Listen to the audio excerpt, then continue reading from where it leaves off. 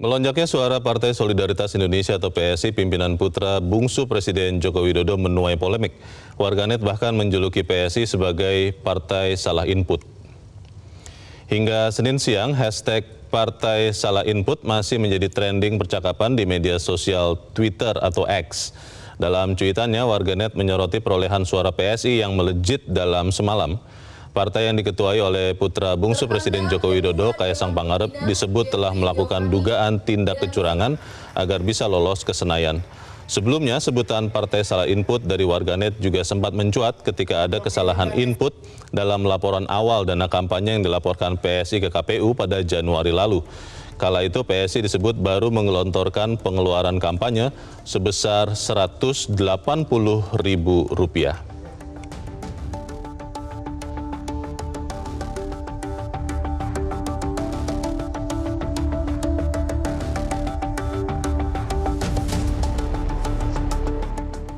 Pemirsa, Partai Solidaritas Indonesia atau PSI mendapat banyak sorotan karena suara mereka mendadak melesat di Sirekap KPU. Suara PSI melesat 400.000 dalam hitungan hari. Salah satu isu yang mencuat adalah suara PSI besar karena diduga tertukar dengan suara tidak sah di TPS tertentu. Sudah bersama kami 3 orang narasumber yang akan bersama-sama kami, tapi saat ini yang sudah hadir bersama saya ada 2 orang. Yang pertama adalah Ketua DPP P3, Dahlia Umar. Mbak Dahlia, selamat malam. Selamat malam Pak Leonard.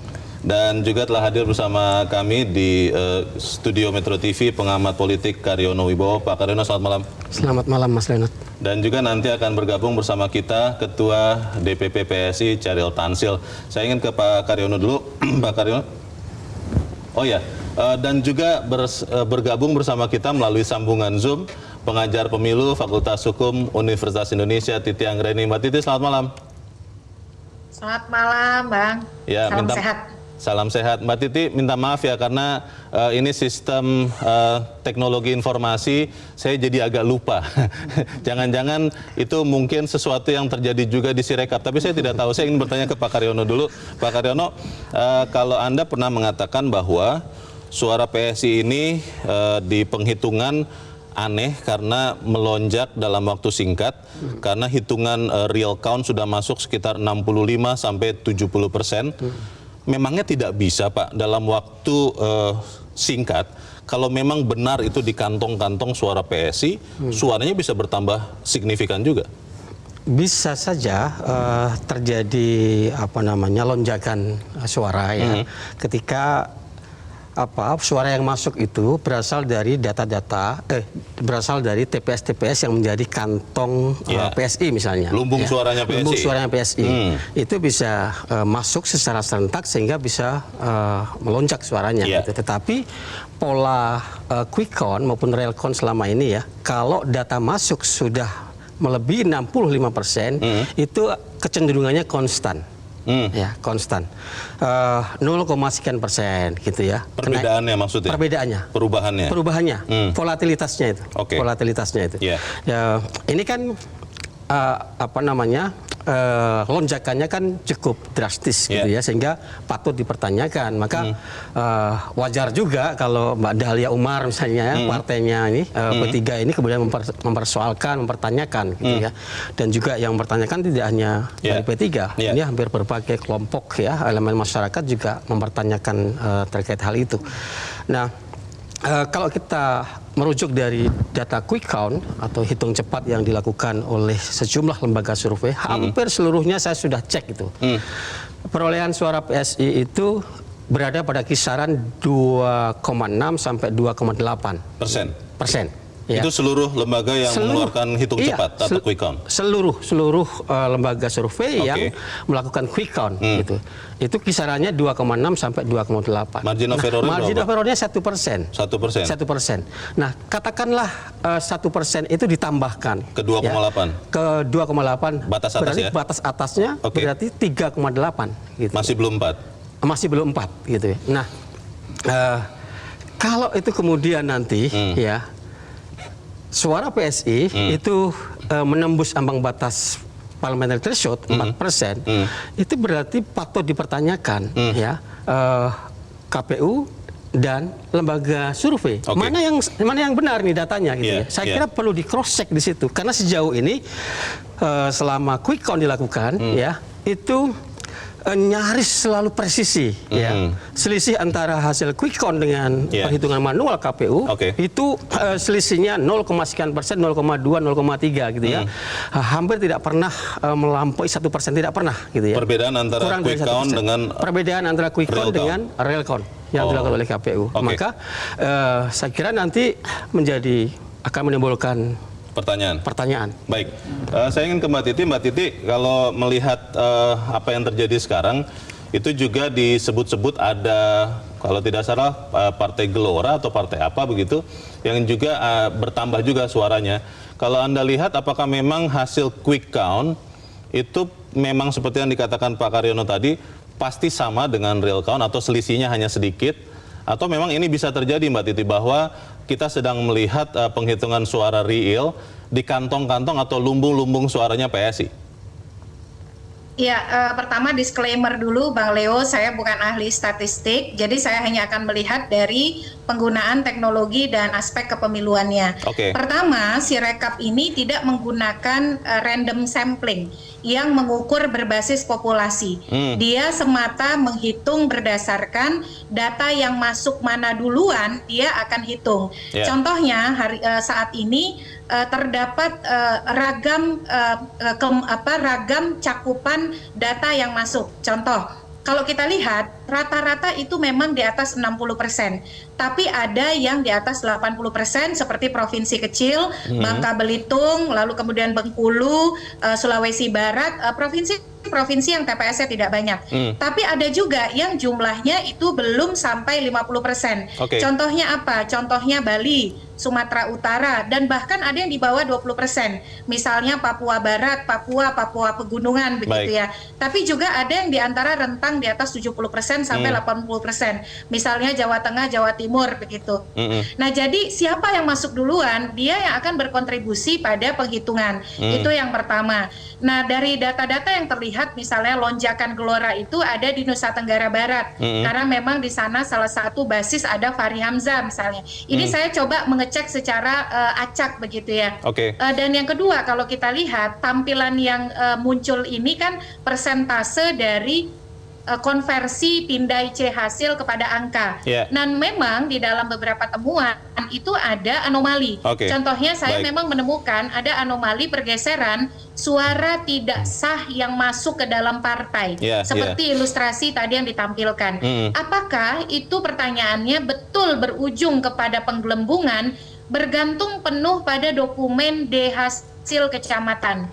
Kalau rekapitulasi di kecamatan yang sudah selesai 2 Maret 2024, ternyata sertifikat D hasilnya mencantumkan angka yang merupakan anomali seperti di Sirekap. Jadi di Sirekap ini tadi menggeser. Di pindai C hasil itu angka suara tidak sahnya misalnya 10.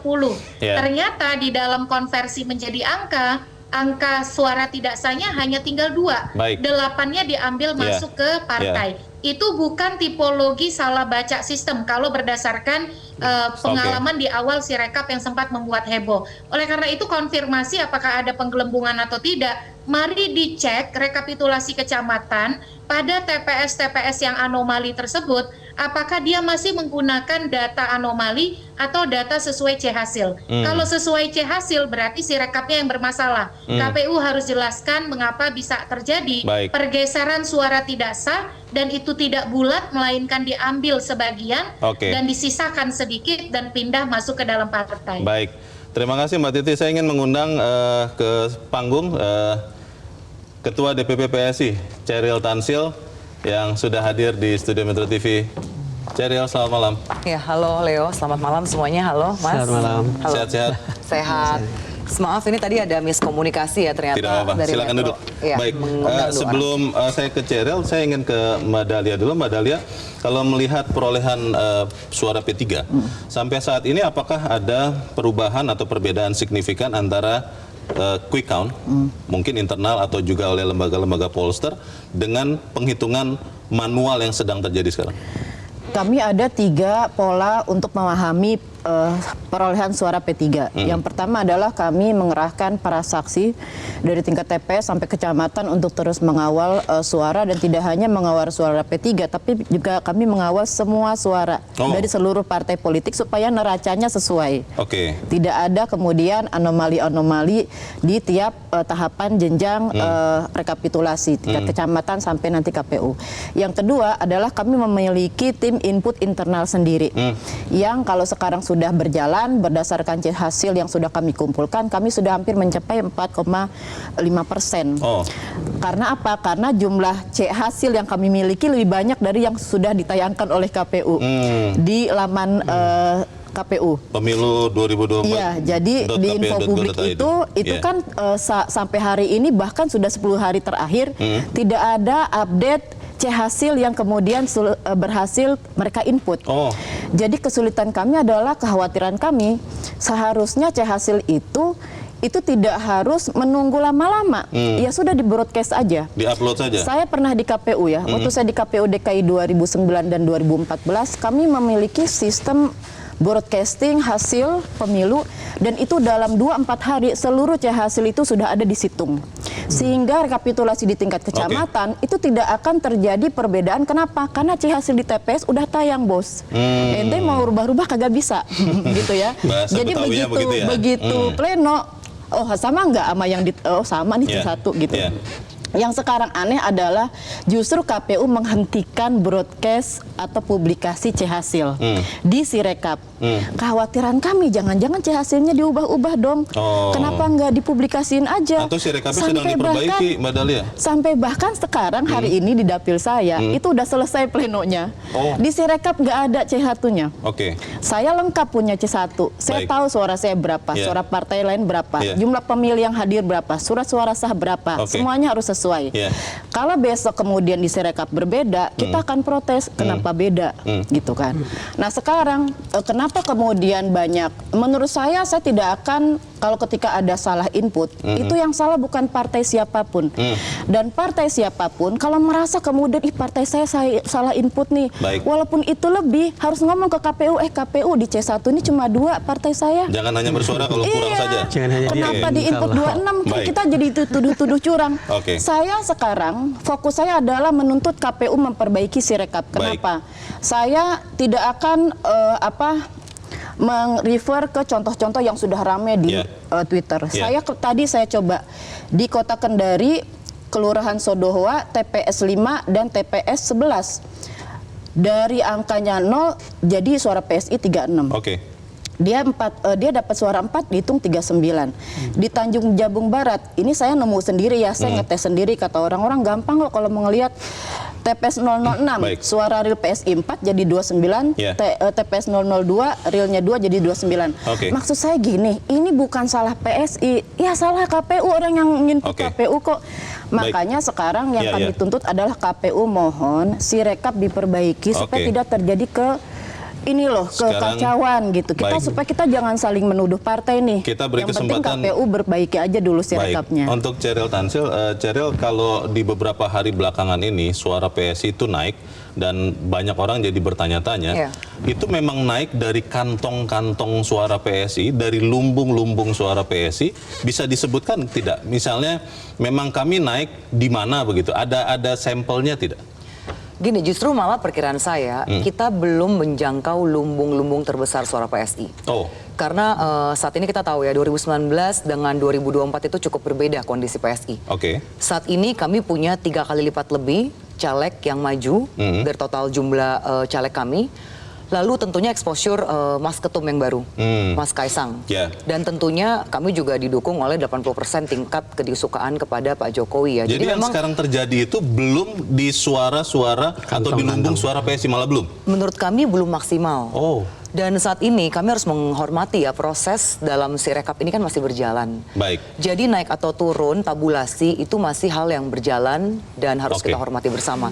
Kalau misalnya tadi penjelasan Mbak seperti itu, saya sangat sepakat ya, karena kami juga mengalami. Misalnya gini, saya ini turun ke kecamatan. Salah satunya misalnya di Kecamatan Penjaringan. Koordinator wilayah PSI, koordinator saksi kami mengatakan bahwa misalnya suara Sis Grace Natali di Batang Lidi, di Batang Lidi 35. Batang Lidi. Ditulis di total sebelah kanan kolom itu angka menjadi 25. Kita harus tahan dulu, Cheryl, Ya, karena kita Bapak Ibu harus mengikuti kumandang azan maghrib, dan pemirsa tetaplah bersama kami. Prime Time News segera kembali.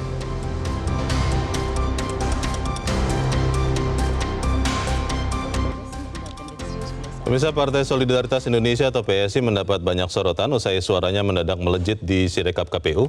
Dalam hitungan hari, suara PSI bertambah 400.000 suara. Salah satu isu yang mencuat adalah suara PSI besar karena diduga ditukar dengan suara tidak sah di TPS tertentu. Berdasarkan penelusuran di laman resmi Sirekap KPU, pemilu 2024.kpu.go.id untuk memastikan apakah ada penggelembungan suara PSI. Hasilnya ternyata di beberapa TPS ditemukan ada penggelembungan suara seperti di TPS 014 Sereh, Sentani, Papua. PSI mendapat 82 suara. Namun di formulir C1 hanya mendapat 2 suara. Di TPS 041 Panjer, Denpasar Selatan, suara partai yang dipimpin putra bungsu Jokowi ini di Sirekap mencapai 46 suara, sementara di foto C1 hanya 38 suara.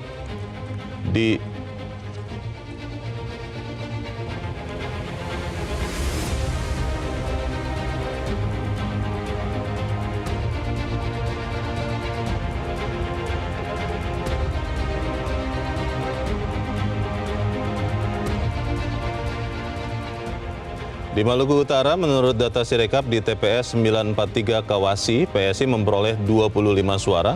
Namun dari hasil foto C1, PSI sama sekali tidak memperoleh suara.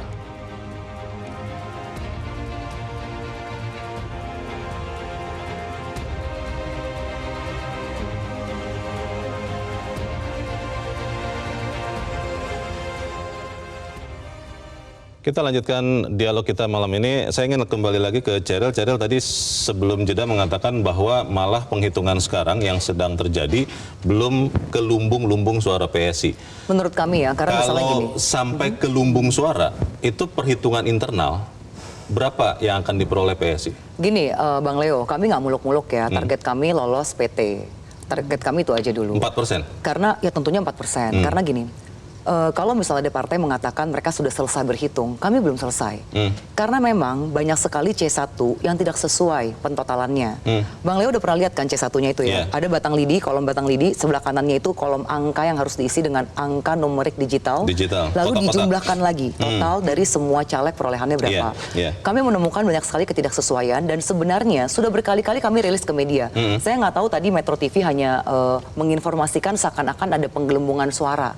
Nah, tapi yang jelas kami juga punya dan kami sudah berapa kali rilis ke media bahwa justru batang lidi dengan total itu tidak sama, atau bahkan misalnya semua angkanya caleg itu sesuai dengan batang lidi tapi penjumlahannya bisa 0. Mengalami pengurangan juga berarti? Betul. Nah, dalam hal ini kami sih tidak mau menuduh pihak manapun ya, karena kita tahu bahwa petugas KPPS dan saksi itu mereka tugas dari jam 7 pagi buka TPS sampai ada yang sampai jam 1 sampai jam 3 pagi keesokan harinya.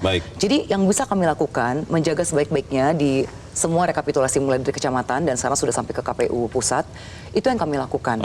Nah lalu kalau misalnya tadi Metro TV mengatakan kami mengalami kenaikan suara 400.000 per satu hari, itu data dari mana? Karena saya punya rekapitulasi per hari semuanya, semua partai, dan kami itu pernah naik 530.000 itu tapi hari pertama. Berarti wajar ya, karena kan data itu masih, data memang masih sangat dari nol tadinya berarti ya? Dinamis. Betul. Nah justru kami punya data di tanggal 1 sampai 2 memang kami naik 99.083 suara.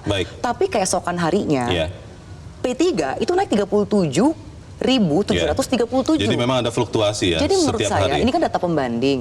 Menurut saya masih wajar angkanya. Tapi begini loh, apapun itu saya mengerti kepanikan P3 ya. Ketika mereka yang sudah lolos threshold tiba-tiba turun jadi 3,9 misalnya. Saya mengerti kepanikannya. Tapi marilah kita sama-sama ini kan jangan saling tuding. Karena PSI juga masih berjuang untuk merapikan banyak sekali C1 yang tidak sesuai totalnya. Terima kasih. Mbak Titi, kalau melihat sengkarut yang sedang terjadi sekarang, dan KPU ditanyakan mengatakan bahwa tidak berkomentar karena penghitungan sedang berlangsung. Yang paling bisa menentukan ini siapa atau di level mana penghitungan ini, Mbak Titi? Ya, sebenarnya yang krusial itu, Bang Leo, justru di kecamatan. Karena kenapa? Kalau sudah sampai kabupaten, datanya itu semakin kompleks. Karena dia semakin naik begitu.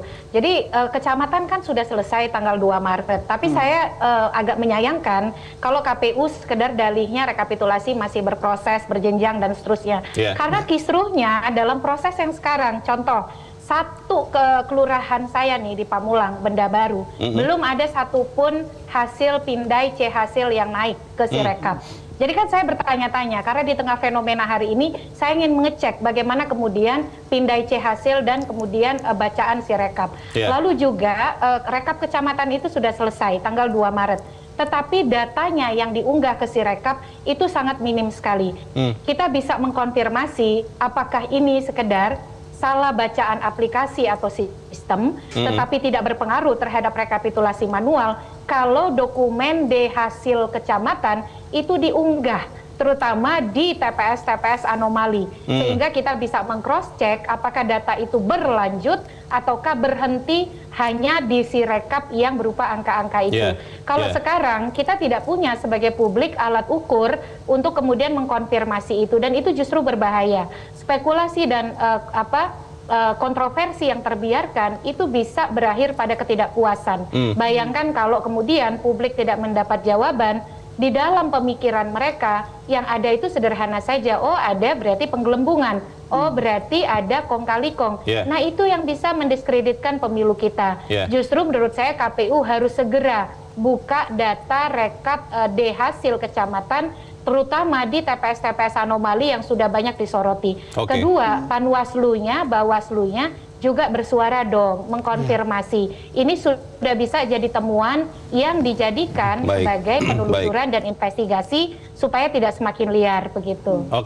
Pak Karyono, kalau melihat yang sekarang terjadi kan yang tadi diharapkan, kita semua berharap tentunya penyelenggara pemilu lebih terbuka, tapi kan selalu dengan jawaban sedang berproses, penghitungan sedang berlangsung.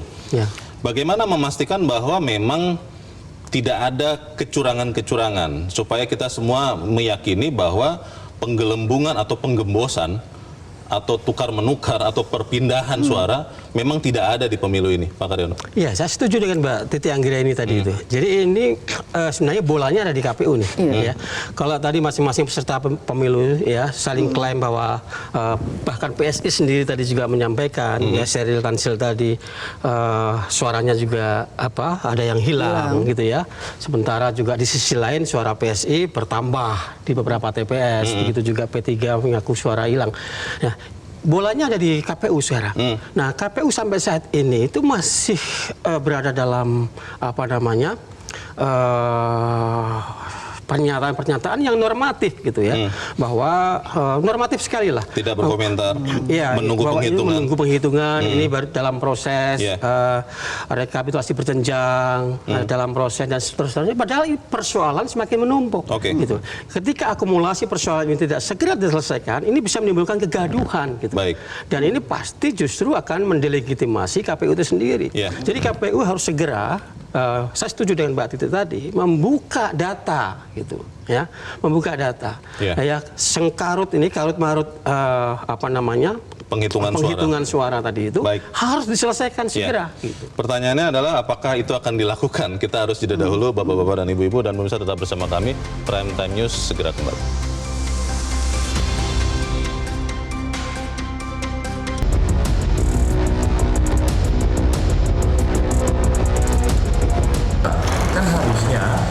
Jumlah suaranya bertambah, bukan berkurang. Sementara ada partai lain yang mengalami kenaikan tidak wajar. Kalau ada satu partai suaranya turun, sementara partai lain suaranya naik, apapun alasan Anda, C1-nya datang dari wilayah yang manapun, itu pasti kecurangan. Kita sebaiknya menghormati Pak Jokowi lah ya. Jangan dianggap bahwa dia itu punya kelicikan-kelicikan yang serupa dengan mungkin ada tokoh-tokoh politik yang lain. Secara pribadi, saya mohon adik saya juga ikut dikawal PSI.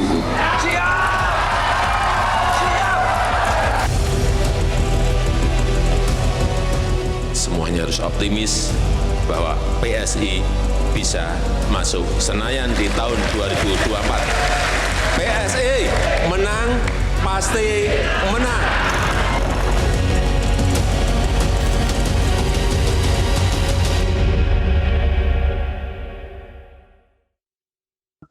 Taktiknya sesungguhnya untuk mengamankan ya anak presiden, gitu ya. Saya kira kita semua sudah tahu bahwa 3 agenda utama presiden sesungguhnya yang juga sudah beredar di ruang publik jauh sebelum pemilu itu dilaksanakan adalah soal pertama menangkan paslon 2, yang kedua meloloskan PSI ke parlemen, yang ketiga bagaimana menggerus suara PDI Perjuangan, saya kira. Maka memasukkan atau meloloskan PSI yang dipimpin oleh anak presiden ke parlemen RI itu satu agenda politik yang dugaan kami dilaksanakan secara sistematis oleh kekuasaan politik hari ini, yaitu rezim Presiden Jokowi. Terima kasih pemirsa, Anda masih bersama kami. Saya ingin bertanya kepada Cheryl sebagai perwakilan dari PSI.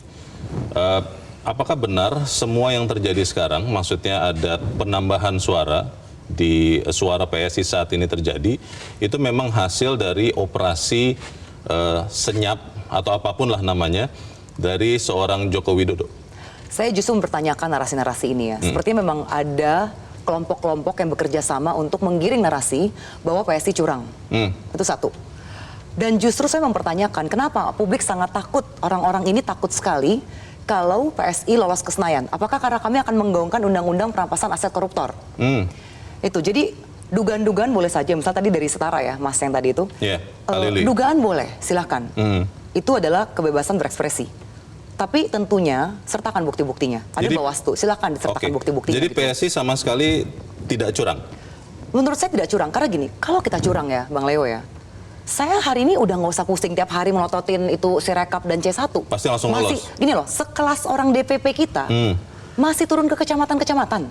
Nggak banyak partai yang pengurus DPP, ketua-ketua DPP masih mengawal di kecamatan.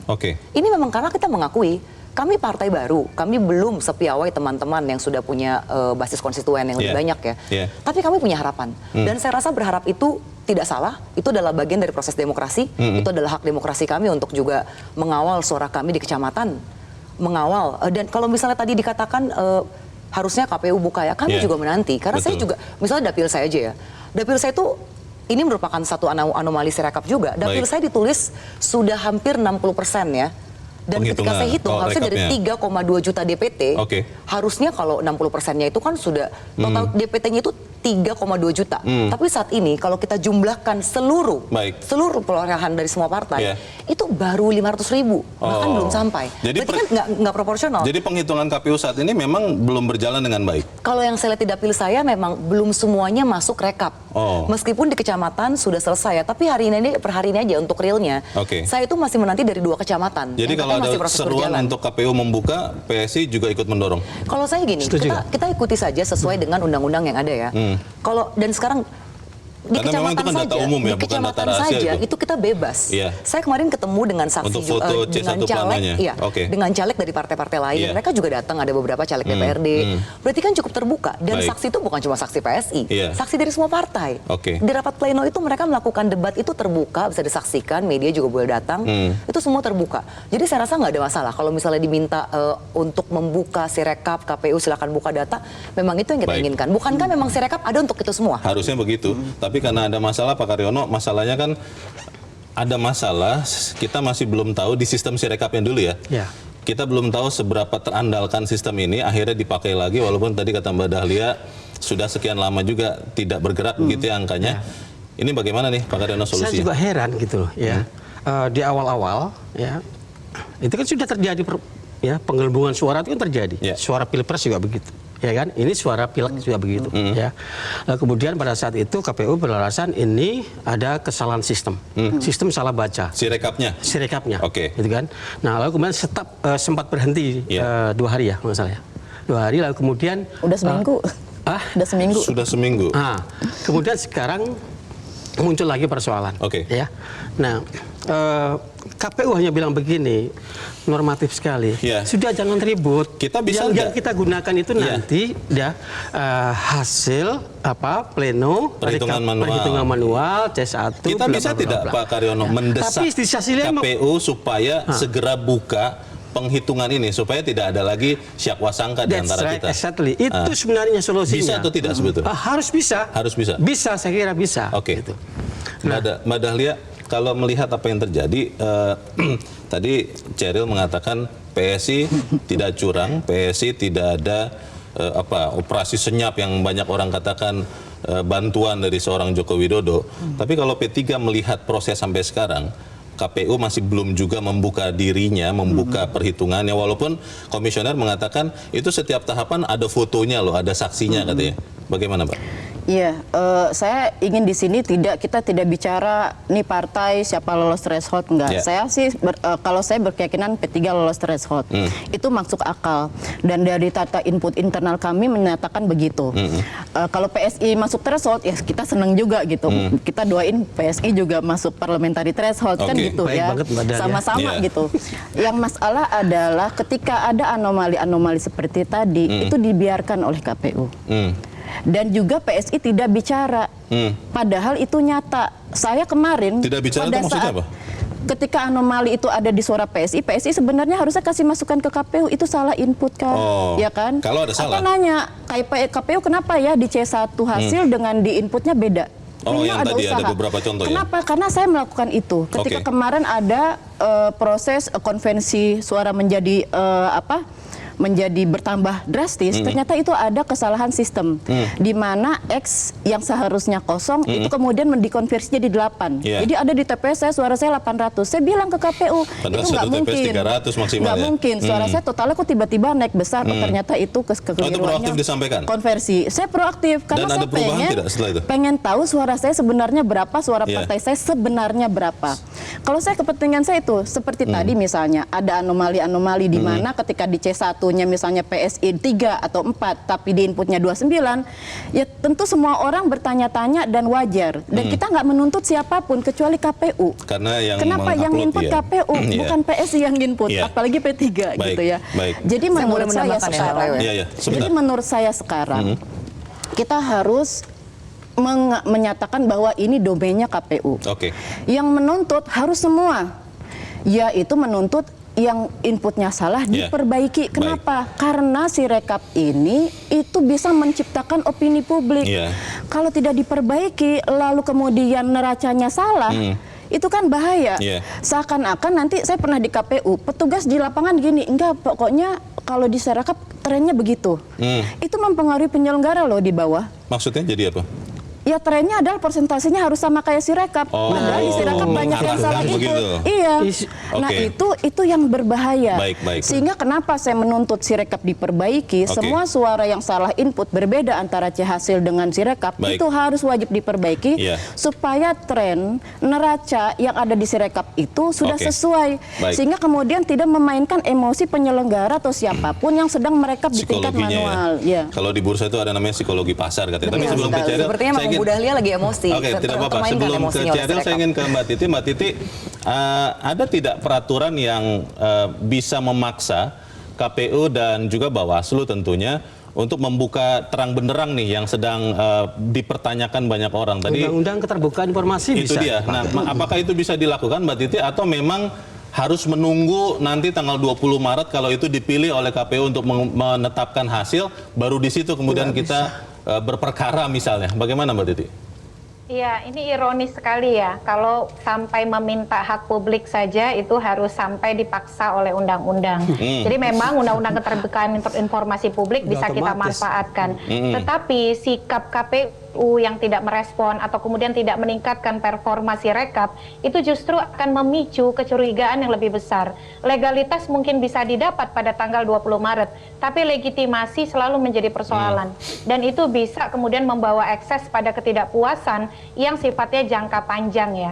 Kalau menurut saya begini, Sirekap ini membawa hal-hal yang dulu gelap gulita ke ruang yang lebih terang. Kita berterima kasih. Ini inisiasi yang sejak lama diproses. Mulai situng tahun 2014, 2019, dan sekarang 2024. Harusnya performanya naik kelas. Jadi justru kalau dia kemudian menunjukkan penurunan performa, ini wajar kalau kemudian pertanyaannya ada apa. Karena Sirekap ini bukan hanya sarana publikasi penghitungan rekapitulasi suara. Di peraturan KPU tentang rekapitulasi, sumber data yang ditampilkan saat rekapitulasi di kecamatan itu berasal dari Sirekap.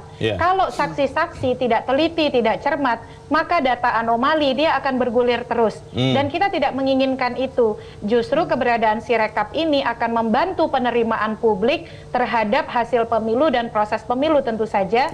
Dan kita akan lebih mudah mendapatkan legitimasi hasil. Jadi bagi saya sih pertaruhan ini cukup besar ya. Dan jangan kemudian KPU menganggap ini sekedar keributan biasa yang akan tenggelam begitu saja. Ini pasti akan berlanjut terus nih, dan mestinya tidak jadi pertaruhan karena yang dipertaruhkan soal legitimasi pemilu. Begitu. Tapi masalahnya Mbak Titi kan sampai saat ini ya, tadi kita juga mendengar kutipan pernyataan dari Komisioner KPU Idam Holik mengatakan bahwa saat ini KPU tidak berkomentar, kita menunggu penghitungan suara. Itu bagaimana itu Mbak? Ya, dalam situasi hari ini mau tidak mau akhirnya yang bisa diandalkan adalah partai politik peserta pemilu dan Panwaslu. Karena kenapa? Partai politik kan punya salinan C hasil. Jadi jangan hanya memikirkan dirinya saja, tapi juga pastikan hasil pemilu itu otentik, memang mencerminkan suara rakyat di TPS. Kalau partai lain ada suaranya yang digelembungkan, ya partainya juga harus bersuara begitu, jangan mendiamkan. Tapi yang lebih penting, Bang Leo ini seharusnya hadirkan juga pengawas pemilu ya, jajaran Bawaslu. Bawaslu bagaimana merespon situasi ini? Karena Bawaslu itu punya salinan C hasil, baik di TPS ataupun salinan rekap di kecamatan, itu mereka semua punya. Harusnya ketika ada temuan anomali, mereka tampilkan data hasil pengawasan mereka atau mereka telusuri ini salahnya di mana, di sistem atau ada operatornya. Kalau saya menduga pergerakan atau pergeseran suara itu tidak mungkin salah baca OCR, OMR, itu pasti digeser gitu ya. Tapi yang menggeser ini motifnya apa? Ataukah motifnya untuk mendiskreditkan satu pihak tertentu, untuk membuat kacau, membuat spekulasi, atau seperti apa, supaya kita pemilunya ini lebih baik gitu. Karena evaluasi dan perbaikan itu keniscayaan, kalau enggak ya pertaruhannya lagi-lagi saya kira kepercayaan publik dan legitimasi terhadap pemilu kita. Kalau sampai 20 Maret Mbak Titi, Bawaslu-nya tidak berkomentar terkait dugaan anomali ini, lalu KPU-nya tetap pada prinsip menunggu penghitungan, apa yang terjadi ini Mbak Titi?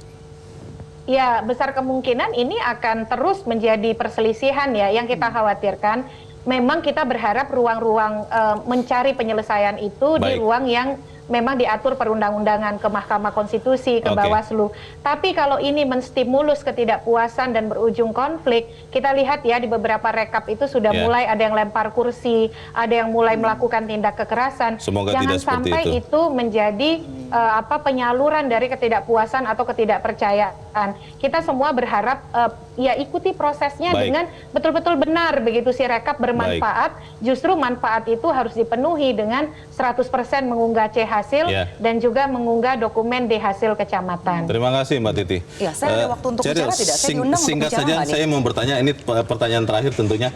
Kalau nanti hasil penghitungannya menunjukkan bahwa PSI ternyata tidak 4%, itu siap juga atau tidak?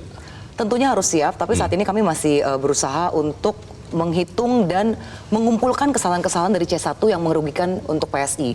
Dan saya mau menjawab dua hal ya. Tadi Pak Karyono mengatakan bahwa ada penggelembungan untuk suara Pilpres. Tadi Anda tidak memakai kata diduga, itu bahaya sekali karena buktinya di mana ada penggelembungan suara Pilpres. Lalu kedua, Mbak Dahlia mengatakan bersuara dong kalau ada misalnya angka PSI lebih besar daripada mungkin gini loh, mungkin Mbak Dahlia itu tidak memfollow berita-berita PSI yang sudah kami kasih di kami selalu terbuka, kami selalu suarakan di di kanal PSI maupun kanal saya pun tidak pernah mendengar di berita satupun Mbak Dahlia masuk namanya di berita media mainstream. Anda sedang protes kepada KPU, tidak pernah satu kali. Jadi gini, maksudnya ketika saya tidak masuk media, itu nggak perlu kata diduga, nggak perlu menggunakan kata diduga, itu sudah telanjang. Ketika Bapak bicara, saya menghormati, saya tidak memotong. Saya diundang sini, nanti Metro memberikan saya waktu paling sedikit. Terima kasih Ceril. Pak Karyono, singkat saja. Iya, tadi saya menanggapi boleh ya. Singkat saja Pak. Kenapa saya tadi tidak menggunakan kata diduga? Yang saya maksud adalah Sirekap yang bermasalah di awal-awal. Ya, di awal-awal. Baik. Ya, itu terjadi. Data 02 dapat sekian, kemudian menggelembung jadi sekian. Ya. Itu fakta. Sirekap apa yang di kita Pilpres lihat. ya? Sirekap gitu loh. Ya, ini terjadi juga di Pileg. Gitu, ya. Itulah yang saya bilang, ini ada narasi-narasi orang yang memang sengaja karena tidak terima dengan hasil 02 menang, mereka lalu menarik-narik dan seakan-akan bahwa hasil pileg ini tidak betul. Kita kembali dulu ke pileg dulu, karena Pilpres juga masih dihitung begitu ya. Mendelegitimasi hasil Pilpres. Jadi kalau saya boleh bertanya terakhir ini ke Ceril, PSI juga mendukung kalau kita semua meminta KPU membuka terang benderang semua dugaan-dugaan anomali ini. Begini, Sirekap gunanya untuk apa? Untuk keterbukaan informasi kan? Sirekapnya ternyata masih banyak salah dan itu masih ditemukan oleh jurnalis, ada angka yang tidak sama dengan C1. Nah, kalau kemudian itu diperjelas lagi oleh KPU, PSI ikut mendukung tidak? Tentunya kita mendukung keterbukaan informasi. Baik. Mbak Dahlia terakhir silakan. Kalau saya sangat simpel saja, apalagi saya pernah di KPU dan saya juga mengelola sistem informasi situng dulu. Simpel saja, ketika di situng dulu itu ada kekeliruan, saya perbaiki. Sebagai KPU. Jadi sekarang, sekarang saya menuntut hal yang sama. Sekarang saya posisi peserta gitu ya. Penyelenggara mohon perbaiki kalau ada salah input. Kalau menurut mereka tidak salah, mereka harus bertanggung jawab. Berarti C1-nya yang salah. Misalnya ada ada misalnya C hasilnya 5, tapi di inputnya 25. Kalau mereka, saya tanya, yang benar yang mana? Oh, yang benar 25, cari C1-nya yang menyatakan itu 25. Biar terkonfirmasi. Jadi harus sama, itu aja. Saya nggak menuntut hal lain, tidak akan ngomong ini yang salah siapa, tidak penting hasil, tidak yang penting, yang prosesnya. Yang penting adalah semua yang berbeda selisihnya itu dikonfirmasi mana yang benar. Kemudian dibuktikan, oh ternyata yang benar ini, diperbaiki. Itu aja. Kenapa? Karena kalau sudah diperbaiki maka neracanya sesuai dan itu lebih bisa, legitimasi pemilu itu menjadi lebih bisa teruji gitu. Terima kasih Mbak Dahlia dan terima kasih Ceril, juga Pak Karyono dan Mbak Titi. Kita berharap apa yang kita bicarakan ini menyumbangkan keperbaikan tentunya. Jelajahi cara baru mendapatkan informasi. Download Metro TV Extend sekarang.